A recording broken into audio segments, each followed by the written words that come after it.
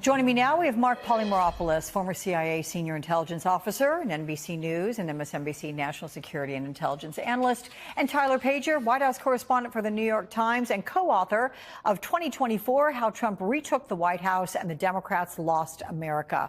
Welcome, fellas. Mark, you first here. How do you interpret Trump's new message to Putin? Does it have any teeth after he rhetorically abandoned Ukraine? Well, Alex, first I wonder if Trump has been listening to any of his intelligence briefs, because I'm sure the intelligence community has, for weeks, if not months, told President Trump, if they had access to him, that this is exactly how Vladimir Putin has behaved in the past, will behave in the future. And so, there's kind of a little bit of naivete here. I don't think anybody in the planet expected Putin to be cooperative. He has not been. So now it is a bit interesting that Trump is lashing out a bit. But I would note that when he talks about tariffs, I mean, this is, when we talk sanctions and tariffs, this is something that, of course, the Republicans have panned the Democrats, the Biden administration in the past for proposing. So if we really want to see Trump get tough on Putin, we'll see a resumption or perhaps, increased commitments to both intelligence and military equipment to Ukraine. That would be tough. But we'll see. And again, I think that the intelligence community is certainly not surprised at Putin's behavior. You want to put a 50-50 kind of chance on that happening, on those kinds of resumption of tariffs and the like? I don't think Trump in any way is going to resume military equipment. So that's why I think that, and I think that Putin knows this. And so the Russians are going to try to drag this on. It will be interesting to see if the amount of patience that Trump has. There's one school of thought is that he's going to get bored of this and kind of move on, because this is of course, a conflict that is going to be incredibly difficult to solve. So, Tyler, does Trump's new position on Putin surprise you?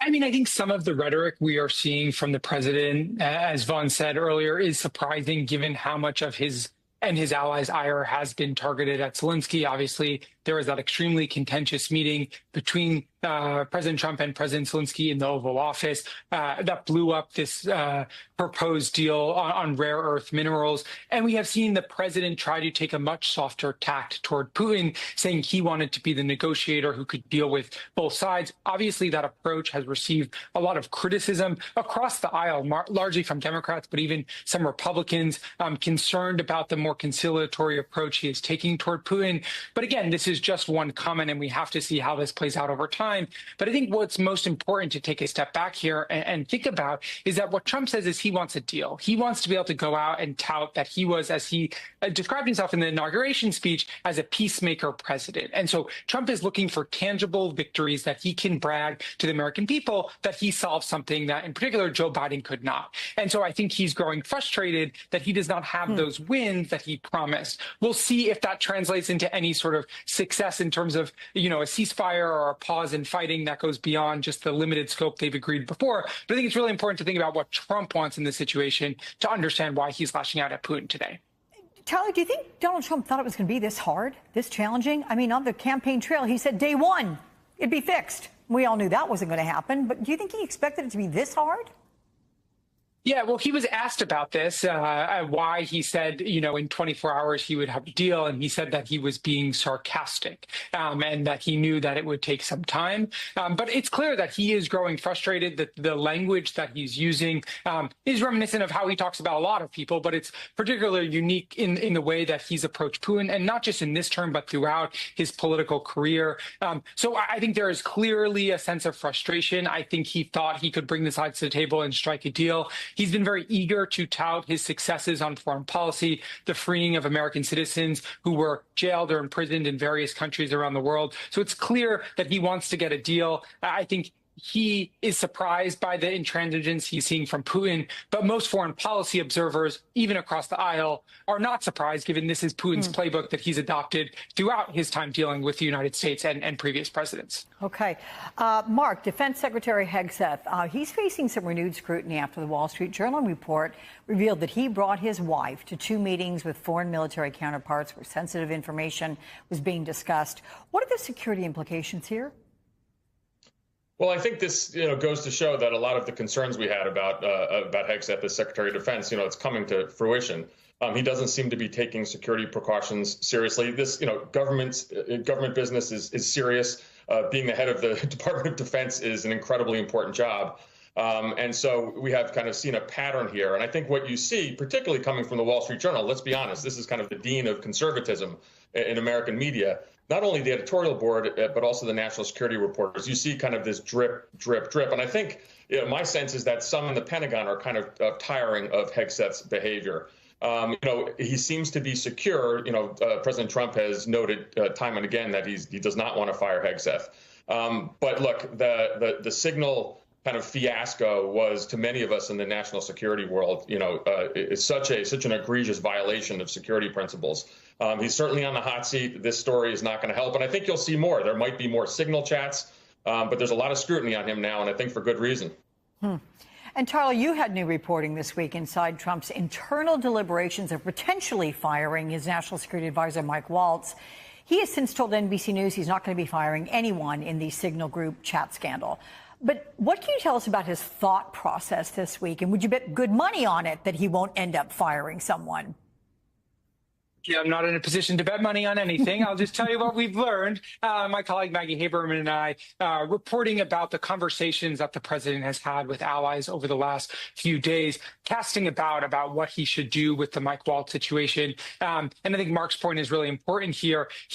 President Trump said he does not blame Secretary Hegseth for this signal issue, very clearly putting the blame on Mike Waltz. And he spent the last few days asking allies what he should do, ultimately had a meeting in the Oval Office with Mike Waltz, and then came away the next morning deciding that he was not going to fire him. Now, I think it's important to be clear that the part of the calculation here is that he doesn't want to give in to the media cycle and prolong it. It's very clear he's trying to change the subject, move on to other issues. But at the same time, it is also very clear that Mike Waltz standing within the White House has been somewhat diminished. Now, if that means he stays for another year or just 3 weeks, obviously that's up to the president. And there could be more coming out in terms of his relationships throughout the West Wing. That is Mike Waltz. So I think we have to wait and see exactly how this unfolds over the next few weeks. But I would not rule anything out when it comes to President Trump and staffing. But it is clear that the president is taking a different approach to staffing than he did in his first term. He acknowledged that he did not want to repeat some of the chaos and firings that really characterized his first term in office. Yeah, but here's the deal. We're not changing the subject, Mark, because NBC News has new reporting. Vice President Vance's role in this Signal Group chat, it has angered some senior Republican legislators. They're skeptical, of why he was questioning Trump's directive to conduct the strikes. So are we seeing a growing rift among Republicans on foreign policy? So, Alex, what was really interesting to me on the Signal chat was not the tactical military planning, which is really bad, of course. That was classified information that could have gotten U.S. pilots hurt. But it was the policy discussions, which, by the way, also are absolutely classified. I mean, they even named it the Small Group PC Principals Committee. That's actually the name of a meeting that you have in the Situation Room. But the policy discussions were really interesting because Vance seems to be kind of pursuing what we know to be more of an isolationist bent. He certainly has this kind of pathological hatred of Europe. But there did seem to be policy divisions. And so that spilled out in public. And I think, President Trump probably does not like that. And that's, I think, reflective of some of the Republican allies being critical of the vice president. I got to say, it's going to be interesting to see what both Waltz and Pete Hegseth receive when they go to Europe next time. The kind of reception could be a little chilly. We'll see. All right, you both, thank you so much.